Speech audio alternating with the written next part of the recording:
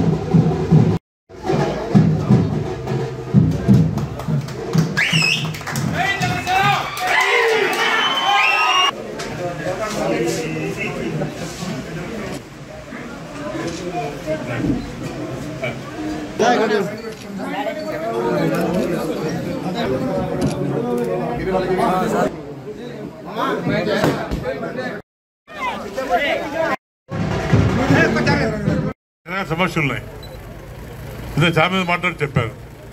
మనం ముఖ్యంగా మహిళా సోదరిమణులు బాగా అర్థం చేసుకోవాలి. ఇందాక మా వెంకటేశ్వర చెప్పినట్లు ఆడవాళ్లకు రావాల్సిన వడ్డీ దాదాపు మన ప్రాంతంలో 16,000 కోట్లు 16 కోట్లు రావాలి. లోన్లో 14 కోట్లు. మన లోన్లో 740 సభ్యులు వాళ్ళు నెలలకు డబ్బు కడుతుంటే అందులో 8% వడ్డీ గవర్నమెంట్ కట్టాలి. అది సెంట్రల్ గవర్నమెంట్ ఫండ్. అది ఆ వడ్డీ కట్టకుండా మీతో కట్టించారు. పాపం అమాయకులు మీరు తెలియకుండా మోసపోయారు. మీకందరూ కలిసి కూడా మన డోన్లో 12 కోట్లు రావాలి.